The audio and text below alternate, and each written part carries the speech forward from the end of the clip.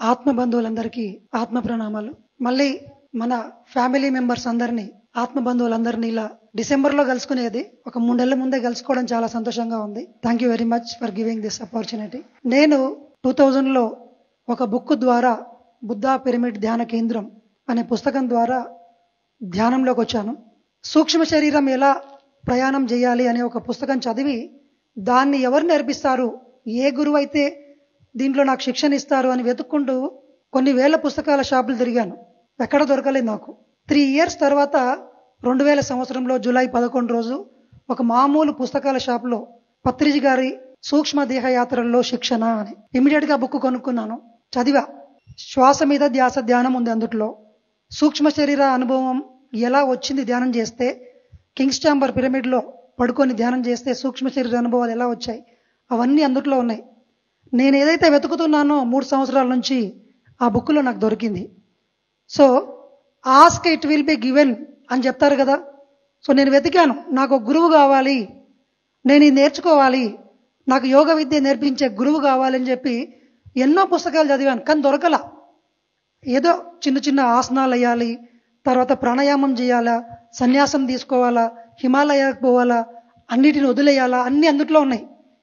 కానీ ఎప్పుడైతే ఈ బుక్కుల్లో చదివానో, నువ్వు ఎక్కడికి వెళ్ళాల్సిన అవసరం లేదు, ఏ సన్యాసం తీసుకోవాల్సిన అవసరం లేదు, ఇంట్లోనే కూర్చుంటూ సంసారంలోనే ఉంటూ పిల్ల పాపలతో హాయిగా ఆనందంగా ఉంటూ చక్కగా యోగీశ్వరులు కావచ్చు అని మొదటిసారి నేను ఆ పుస్తకంలో తెలుసుకున్నాను. గట్టిగా చప్పట్లు కొడదాం మన పత్రి గారి. తర్వాత ఆ బుక్ చదివి నేను సూక్ష్మ శరీరయానం ప్రాక్టీస్ చేయడం మొదలుపెట్టాను. ఫస్ట్ 1 month అయిన తర్వాత విదిన్ 1 monthలో నాకున్నటువంటి 6 సంవత్సరాల నుంచి నేను బాధపడ్డ నడుము నొప్పి నుంచి, తీవ్రమైన నడుము నొప్పి నుంచి 30 రోజుల్లో, జస్ట్ 30 రోజుల్లో 40 నిమిషాల ధ్యానం మా ఊరు టెంపుల్లో కూర్చొని ధ్యానం చేశాను. ఒక్క మందు కూడా వాడకుండా సంపూర్ణంగా నడుము నొప్పి తగ్గిపోయింది నాకు.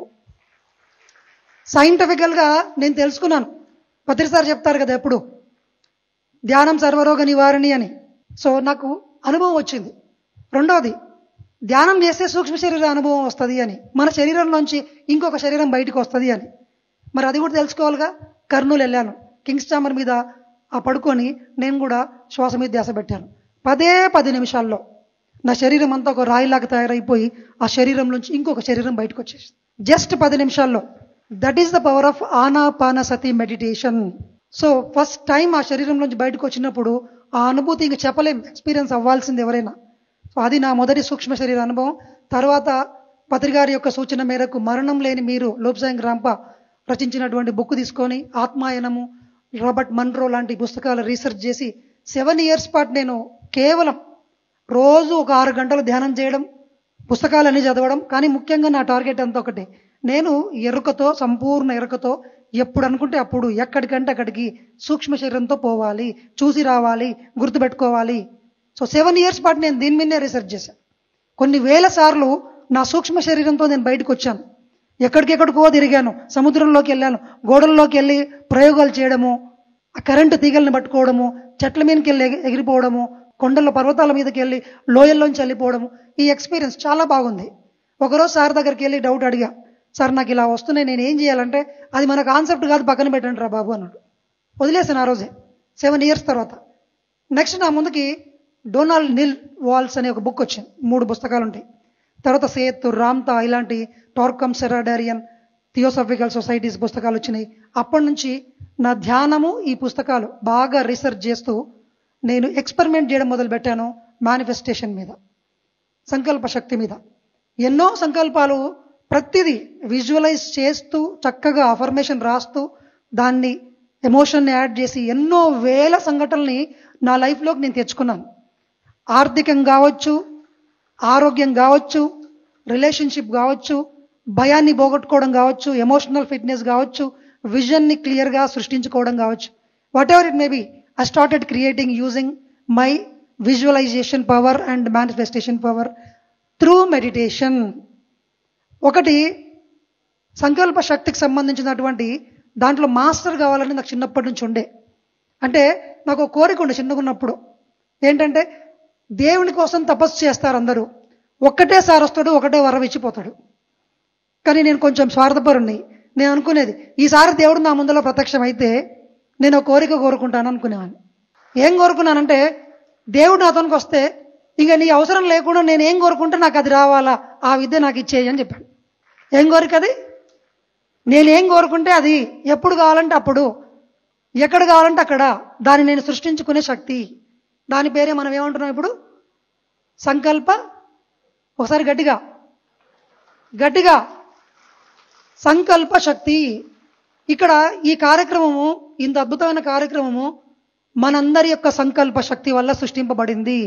పిఎంసి ఆధ్వర్యంలో జరుగుతున్నటువంటి గొప్ప కార్యక్రమము, పిఎస్ఎస్ఎం సీనియర్ మాస్టర్ల ఆధ్వర్యంలో మీ అందరి యొక్క సహకారంతో మన సంకల్పానికి మేనిఫెస్టేషన్ అయ్యింది ఇక్కడ. సో పత్రి గారు మన ముందల 3 లక్ష్యాలు పెట్టారండి. ప్రతి మనిషికి 3 లక్ష్యాలు ఉంటాయి. నిర్వాణము, పరినిర్వాణము, మహాపరినిర్వాణం. నిర్వాణం అంటే దుఃఖరాహిత్య స్థితి. ఏడవడం, ఇంకా కష్టాలు వస్తాయి, నష్టాలు వస్తాయి, సమస్యలు వస్తాయి, ఛాలెంజెస్ వస్తాయి, కానీ ఏడవం మనం. ఇంకేడవం. ధ్యానం చేసే సమస్యలన్నీ పోతాయి అనుకుంటారు, పోవండి. సమస్యలు పెరుగుతాయి మీ లెవెల్ని బట్టి. ఛాలెంజ్ అవి సమస్యలుగా ఉండవు, ఇంకా మనకు భయం ఉండదు. కూల్గా ఆట ఆడుకుంటూ పాట పాడుకుంటూ ఆ సమస్యలన్నీ సాల్వ్ చేసుకుంటూ పోతాం. సో దుఃఖరాహిత్య స్థితి ఫస్ట్ది నిర్వాణము. ధ్యానం చేయంగా చేయంగా, స్వాధ్యాయం చేయంగా సజ్జన సాంగత్యం చేయంగా అప్పుడు మనకు నిర్వాణ స్థితి వస్తుంది. ఫస్ట్ దుఃఖరాహిత స్థితికి వస్తాము. నిర్వాణం అంటే చచ్చిపోవడం కాదు, ఈ శరీరాన్ని వదిలేసిపోవడం కాదు. ఇక్కడనే ఇదే శరీరంలో పూర్తిగా డిటాచ్మెంట్తో దుఃఖరాహిత స్థితిలో ఉంటాము. పద్మపత్రమివాంబస, తామరాకు మీద నీటి బొట్టులాగా హాయిగా అన్ని ప్రపంచాల్లో ఉంటాము, అన్ని చేస్తూ ఉంటాము, సాక్షిగా ఉంటాం. రెండవది పరినిర్వాణము. చెప్పండి. జన్మరాహిత్య స్థితి. అందరూ అంటుంటాం కదా, నా ఈ జన్మ చివరి జన్మ కావాలని. అది చివరి జన్మ ఎప్పుడైతుంది అంటే కర్మచక్రంలోంచి బయటపడ్డప్పుడు. అంటే శుభాశుభ పరిత్యాగి నిష్కామ కర్మయోగంలోకి వచ్చినప్పుడు కర్మచక్రంలోంచి బయటకు వస్తాము. మన కర్మలన్నీ తొలగించుకోలేము మనము. అందుకే చెప్పాడు శంకరాచార్యుడు, తీరదు పాపము తీరదు పుణ్యము అని. అది అన్లిమిటెడ్గా కొనసాగుతూనే ఉంటుంది. కాబట్టి ఏం చేయవయ్యా అంటే కమ్ అవుట్ ఆఫ్ ద చక్ర ఆఫ్ లా ఆఫ్ కర్మ. ఎలా సార్ అంటే నిష్కామ కర్మ చేయాలి. అందుకే పత్రి సారు 5 ఫింగర్ కాన్సెప్ట్ చెప్పాడండి. రెండోది కానీ మూడోది కానీ ఎలా అంటే 5 ఫింగర్ కాన్సెప్ట్ మనం పాటించాం.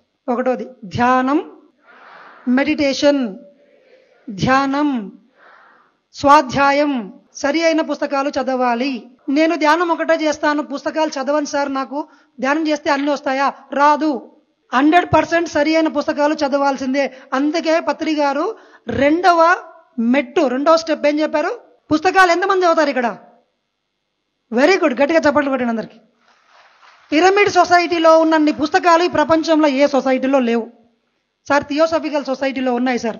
మన పిఎస్ఎస్ఎంలో థియోసాఫికల్ ఉంటాయి, ఓషో పుస్తకాలు ఉంటాయి, టిబెటన్ ఉంటాయి, సూఫీజం ఉంటుంది, అగ్నియోగా ఉంటుంది, టార్కమ్ ఉంటుంది, ఇండియన్ ఫిలాసఫీ ఉంటుంది, అన్నీ ఉంటాయి. ఇన్ని పుస్తకాలు ఏ గురువు కూడా ప్రపంచంలో ఎవరికి అందించలేదు. నిజంగా మనం అంతా ఎంత అదృష్టవంతులమో. అన్ని పుస్తకాలు ఉన్నాయి, కొనుక్కొని లైబ్రరీలో పెట్టుకొని చదివి అధ్యయనం చేసి అనుభవం పొంది ప్రపంచానికి అందించే బాధ్యత మనది. అందుకే అన్ని పుస్తకాలు పెట్టారు. చెప్పండి. ధ్యానం, స్వాధ్యాయం, సజ్జన సాంగత్యం, ఇది ఆచార్య సాంగత్యము. ఎవరు ఈ ఆచార్యుడు అంటే యా యాచనోతి ఆచరతి ఆచారయతి సా ఆచార్య. ఎవరైతే జ్ఞానాన్ని యాచించి అందరి నుంచి నేర్చుకొని ఆచరించి అంటే ఇంప్లిమెంటేషన్ చేయాలి. We need to experience that knowledge. We need experiment. When you experiment you will know the truth. You experience it, then you get the knowledge. That is the knowledge. అది నిజమైన జ్ఞానం అంటే ఆచరించి. నెక్స్ట్ పాయింట్ ఉంది ఆచారయతి. నేను ధ్యానం చేయాలి, అందరినీ ధ్యానంలో కూర్చోబెట్టాలి. నేను మేనిఫెస్టేషన్ మీద ఎక్స్పెరిమెంట్ చేయాలి, అందరికీ ఆ జ్ఞానాన్ని అందించుతూ ఉండాలి. ఇక్కడ అందరినీ ధ్యానంలో కూర్చోబెడుతున్నారా లేదా? పిరమిడ్ మాస్టర్లు అందరూ పెడుతున్నారా లేదా? మీరందరూ మీ ఊర్లలో ప్రతి ఊరికి, స్కూల్కి, సెంటర్కి, పిరమిడ్కి వెళ్ళి అందరినీ ధ్యానంలో కూర్చోబెట్టి క్లాసులు చెప్తున్నారా లేదా? అంటే మనం అందరం ఎవరం? ఆచార్యులము. పిరమిడ్ మాస్టర్లందరూ ఆచార్యులు. మన పిరమిడ్ మాస్టర్లకు గట్టిగా చప్పట్లు కొడదాం. Thank you very much. చెప్పండి మళ్ళీ ఒకసారి. ధ్యానం, స్వాధ్యాయం, సజ్జన సాంగత్యం, ఆచార్య సాంగత్యం. సీనియర్ మోస్ట్ మాస్టర్లు ఈ మార్గంలో ఎన్నో సాధనలు కొడిదురుకులకు ఎదుర్కొని పుస్తకాలు చదివి అనుభవాలు చేసి ఇక్కడికి వచ్చి అందరూ చెప్తా ఉంటారు. వాళ్ళ యొక్క జ్ఞానాన్ని చెవులు రెక్కించుకొని మరీ వినాలి. సార్ మొన్న చెప్పిందే చెప్తున్నారు కదా, మాకు ఆల్రెడీ తెలుసు కదా, ఇన్ఫర్మేషన్ తెలుసు మనకు, ఇంకా అది మన లోపలికి జీర్ణింపబడలేదు. కాబట్టి మళ్ళీ మళ్ళీ మళ్ళీ మళ్ళీ వింటూనే ఉండాలి. జ్ఞానయోగంలో ఒక అద్భుతమైన 4 స్టెప్స్ ఉంటాయి. శ్రవణము, మననము, నిధిధ్యాసన, సాక్షాత్కారం. కాబట్టి బాగా శ్రవణం చేయాలి. స్టెప్ 1, విన్నదాన్నే 1000 సార్లు వినాలి, 1,00,000 సార్లు వినాలి. నాకు తెలుసు అని చెప్పకూడదు. తెలిసిందంతే, ఇన్ఫర్మేషన్ వచ్చింది నా దగ్గరికి అంతే. 4వది ఏంటి, పత్రి సార్ ఒక ఆయన ఇంటర్వ్యూలో అడిగాడు, సార్ మరి మీరు వెళ్ళిన తర్వాత పిఎస్ఎస్ఎంకి మీలాంటి వాళ్ళు ఎవరన్నా ఉన్నారంటే లేరయ్యా అన్నారు. అదెలా సార్ అంటే, నా లాంటి వాళ్ళు కోట్ల మందిని తయారు చేశాను నేను. పిరమిడ్ స్పిరిచువల్ సొసైటీస్ మూమెంట్ అనేది ప్రపంచంలో అల్టిమేట్ సక్సెస్ అయినటువంటి సంస్థ. ఒకరి మీద లేదు ఇంకా, ఇది ఒక మతం స్థాయికి వచ్చేసింది. That is the power of Patriji. Next, the last one, ప్రచారం. ఈ భూమి మీదకి మనం అందరం ఒక పని కోసం వచ్చాం, నేర్చుకోవడము, నేర్పించడం. 2 పనులు ఉన్నాయి ఈ భూమి మీద, ఏం పనులు లేవు. ఒకటి నేర్చుకుంటూ ఉండాలి ఎప్పుడు, పై వాళ్ళ నుంచి నేర్చుకుంటూ ఉండాలి ఎప్పుడు. నాకు తెలుసు సార్ చెప్పకండి, మీరు తిరుపతికి ఒక దారిలోనే వచ్చారు, తిరుపతికి 365 డిగ్రీల కోణంలో ఎక్కడి నుంచి అయినా రావచ్చు. వాళ్ళందరూ వేరే వేరే కోణాల్లో వచ్చారు. అందరి నుంచి నేర్చుకోవాలి పై వాళ్ళ దగ్గర నుండి. మన కింది ఉన్న వాళ్ళ దగ్గరికి, అంటే మనకన్నా తక్కువ స్థాయిలో ఉన్న తరగతుల్లో ఉన్న వాళ్ళందరికీ నేర్పిస్తూ ఉండాలి. This is what we need to do as a pyramid master. చెప్పండి. ధ్యానం, స్వాధ్యాయం, సజ్జన సాంగత్యం. దీని గురించి శంకరాచార్యుడు అద్భుతంగా చెప్పాడు. ఎప్పుడు మనం ఎక్కడికైనా పిరమిడ్ మాస్టర్లందరినీ కలుస్తూ ఉంటే వాళ్ళ నుంచి వచ్చే ప్రతి మాట ధ్యానం గురించి చెప్తుంటారు, పుస్తకాల గురించి చెప్తుంటారు, సూక్ష్మ శరీరం గురించి, థర్డ్ ఐ గురించి, నిర్వాణం గురించి, థాట్ పవర్ గురించి, మైండ్ పవర్ గురించి, ఆరా గురించి, చక్రాల గురించి. ఎంత అద్భుతమైన సజ్జన సాంగత్యం జరుగుతుందో. కాబట్టి ఎప్పుడు ఆ సజ్జన సాంగత్యం అనేది మనల్ని 3 లోకాల్లో, ఒక సంసారం అనే సముద్రంలో మనల్ని ఈజీగా బయటికి దాటించగలిగే నావ లాంటిది. త్రిజగతి సజ్జన సంగతి రేఖ భవతి భవార్ణవే తరుణే నౌక, శంకరాచార్యుడు చెప్పాడు. కాబట్టి మనం ఎప్పుడు ఎవరితో స్నేహం చేయాలి, ఎవరికి చెవులను అప్పగించాలి, ఎవరితో అసోసియేట్ అవ్వాలి అంటే సజ్జన సాంగత్యము, సత్యము తెలిసిన జనులతో సాంగత్యము. ఎప్పుడు ఇది చేస్తూ ఉండాలి. ఇది లేకపోతే మన సాధన కుంటుపడుతుంది. చాలామంది ధ్యానం స్టార్ట్ చేస్తారు, సార్ 10 రోజుల పాటు బాగా ధ్యానం చేశాను, ఎందుకో ధ్యానం చేయాలనిపించట్లేదు సార్ నాకు. ఎస్, స్టార్టింగ్లో కొంత స్థితి వరకు మనకు మోటివేషన్ అవసరము బయట నుంచి. When you reach certain level you don't need outer motivation, all motivation comes from within. అంతవరకు మనకు పుస్తకాలు ఎప్పుడూ నేర్చుకుంటూనే ఉండాలి, పుస్తకాలు చదువుతూనే ఉండాలి. ఓషో పుస్తకం చదువుతూ ఉంటాము, ఆయన ధ్యానం గురించి లోతుగా చెప్తా ఉంటాడు, పుస్తకాన్ని పక్కన పెట్టి ధ్యానంలోకి వెళ్ళిపోతాం. చూడండి ఆ బుక్ ఎంత అద్భుతంగా ఉందో, ధ్యానానికి నన్ను మోటివేట్ చేసింది కాబట్టి బుక్ చదవాలి. రెండవది, మన మైండ్లో సొసైటీ ఎన్నో చెత్త అంశాలన్నిటిని ప్రింట్ చేసింది, తప్పుగా ప్రింట్ చేసింది. ఓషో పుస్తకాలు, రాంపా, పత్రిజీ పుస్తకాలు చదువుతూ ఉంటే సబ్కాన్షియస్ మైండ్లో ఉన్న negative opinions, belief system, wrong assumptions అన్నీ కూడా ఎలిమినేట్ అయిపోతూ ఉంటాయి. So I recommend, I strongly suggest that Patriji has given the second step. అది మనం అందరము ఫాలో అవ్వాలి. ఈ రోజే నిర్ణయం తీసుకుంటాము. చెప్పండి, చేతులు ఇలా పెట్టుకోండి అందరు. ఈ రోజు నుంచి ప్రతిరోజు కనీసం అరగంట సేపు స్వాధ్యాయం చేస్తాను. ముందుగా ఒక్క చిన్న విషయం చెప్తున్నాను. పత్రిజీ పుస్తకాలు 50 దాకా ఉన్నాయండి. ఇంతే ఉంటాయి, ఇంతే బుక్. ఇంత చిన్న పుస్తకాల్లో 1000 పుస్తకాల సారాంశం ఉంటుంది. దయచేసి మా యొక్క రిక్వెస్ట్ ఏంటంటే ఫస్ట్ పత్రిజీ పుస్తకాలను చదువుదాము. పత్రిజీ పుస్తకాలు చదివితే ప్రపంచంలో ఉన్న అన్ని పుస్తకాల సారాంశం అంతా అందుట్లోనే ఉంది. So that is the thing. And రెగ్యులర్గా పుస్తకం చదువుదాం. ఇంకొకటి, ధ్యానము అరగంటనో గంటనో చేస్తే సరిపోదు. మేమైతే ఒక పని చేస్తే మేమిద్దరము రోజు 6 గంటలు ధ్యానం చేసేవాళ్ళమండి. పిఎంసి గురించి ఒక మాట అండి. పత్రి గారు పిఎంసి గురించి ఏం చెప్పారంటే ఆన్లైన్ యూనివర్సిటీ. చెప్పండి ఒకసారి. యూనివర్సిటీలో విశ్వవిద్యాలయం అంటాం కదా, ప్రపంచంలో ఉన్న అన్ని జ్ఞానాలన్నిటినీ పిఎంసిలో చూస్తున్నాము. పిఎంసి ఇటువంటి అద్భుతమైన జ్ఞాన మహాయజ్ఞాన్ని తిరుపతిలో, ఇంత అద్భుతమైన ప్లేస్లో, ఇంత శక్తివంతమైనటువంటి ఒక జ్ఞాని యొక్క చెప్పారు. తిరుపతిలో అంత శక్తి ఎందుకు ఉంది అంటే వెంకటేశ్వర స్వామి ఆ 7 కొండల పైన ఆ గర్భగుడి కింద లోపల ధ్యానం చేస్తూ ఉన్నారు.